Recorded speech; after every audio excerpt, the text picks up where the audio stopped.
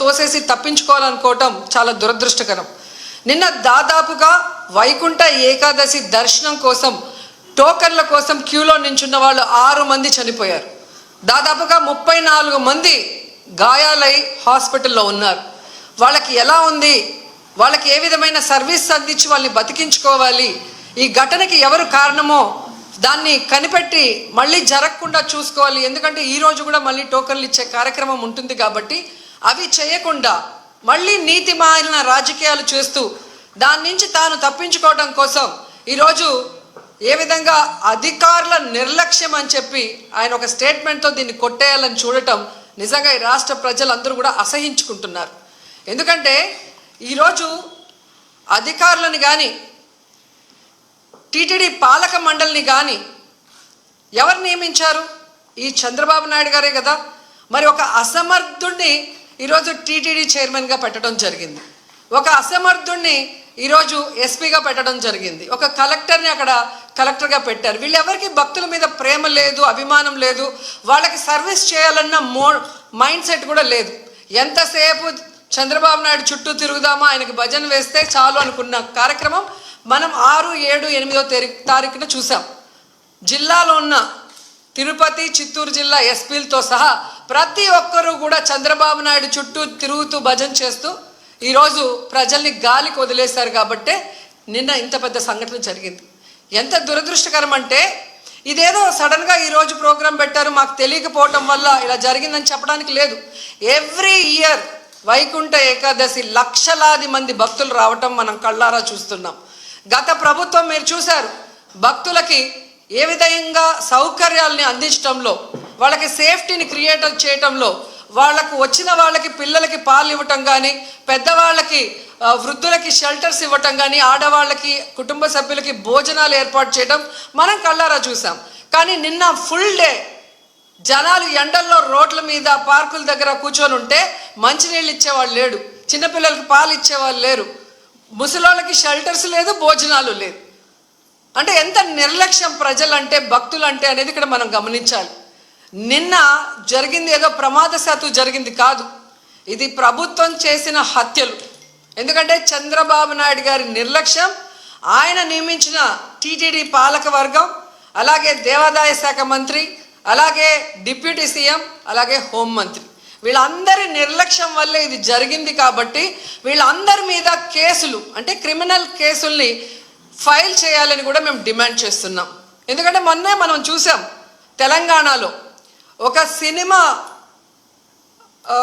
Fan షోకి అల్లు అర్జున్ గారు వస్తే ఆయనకి సంబంధం లేకుండా తోపులాట జరిగినప్పుడు అక్కడ ఒక మహిళ చనిపోతే అల్లు అర్జున్ గారి మీద 105 BNS పెట్టడం జరిగింది.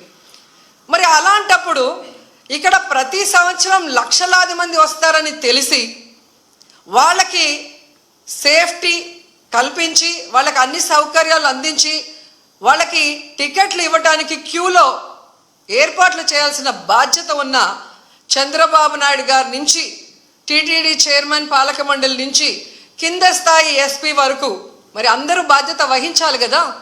కానీ ఈరోజు ఎంత దురదృష్టం అంటే, ఇది పద్మావతి పార్క్లో 5 మంది చనిపోయిన ఆ ప్లేస్లో జరిగిన FIR.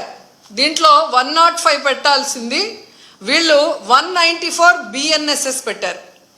అలాగే విష్ణు నివాసం దగ్గర ఒకరు చనిపోయారు, దానికి కూడా 105 పెట్టాల్సింది 194 BNSS పెట్టారు.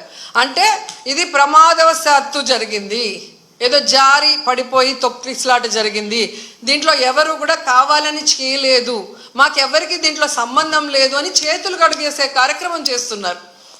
ఎందుకంటే వైకుంఠ ఏకాదశి దర్శనానికి వచ్చే భక్తులకి అన్ని సదుపాయాలు కల్పించాల్సిన బాధ్యత ఈ రాష్ట్ర ప్రభుత్వానికి ఉంది. ఈ రాష్ట్ర ప్రభుత్వం ఆ జిల్లా ఎస్పీకి, అలాగే కలెక్టర్కి బాధ్యతనిస్తారు, అలాగే పాలక మండలికి బాధ్యతనిస్తారు. సో వీళ్ళందరూ కోఆర్డినేషన్ చేసుకొని చేయాల్సిన పనిని ఈరోజు వీళ్ళు నిర్లక్ష్యం చేసి 6 మంది ప్రాణాలు బలికొని 34 మంది గాయాల పాలైతే ఎవరికి సంబంధం లేదు, ప్రమాదవశాత్తు జరిగిందని 194 BNSS పెట్టడం ఎంతవరకు సమంజసం? సో ఈరోజు నేను అడుగుతున్నాను, మొన్న విజయవాడలో హైందవ శంకారావం చేశారు, హైందవుల్ని మనం కాపాడుకోవాలి, మరి ఈరోజు ఇంతమంది హైందవ భక్తులు చనిపోతూ గాయాలవుతుంటే ఎక్కడికి వెళ్ళారు ఈ పీఠాధిపతులు? ఇప్పుడు బయటికి రండి, బయటకు వచ్చి తిరుమల పవిత్రతను కాపాడండి, అక్కడ చనిపోయిన వాళ్ళ కుటుంబాలతో మాట్లాడండి, ఆ చనిపోవటానికి కారణమైన ఈ ప్రభుత్వాన్ని, పాలక మండలిని నిలదీసి వాళ్ళ మీద క్రిమినల్ కేసులు పెట్టేంత వరకు మరి ధర్నా చేయండి.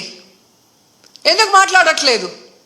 అలాగే మీరు మొన్న చూస్తే అసలు లడ్డూలో కల్తీ జరగకపోయినా వీళ్ళు చెప్పిన అబద్ధాన్ని వీళ్ళ కూటమి ప్రభుత్వంలో ఉన్న బీజేపీ మాధవీలత గారు వందే భారత్ ఎక్స్ప్రెస్లో భజన చేసుకుంటూ వచ్చి ఎన్ని రకాలుగా మాట్లాడిందో మనం చూసాం. నిజంగా మీకు దేవుడి మీద భక్తి ఉంటే, భక్తుల మీద ప్రేమ అభిమానం ఉంటే ఈరోజు 6 మంది ఎవరి వల్ల అయితే చనిపోయారో ఈ ప్రభుత్వాన్ని నిలదీయండి. ఈ ప్రభుత్వంలో ఎవరెవరు ఈ చావుకు కారణమయ్యారో వాళ్ళందరి మీద మోడీ గారికి చెప్పి క్రిమినల్ కేసులు పట్టించండి.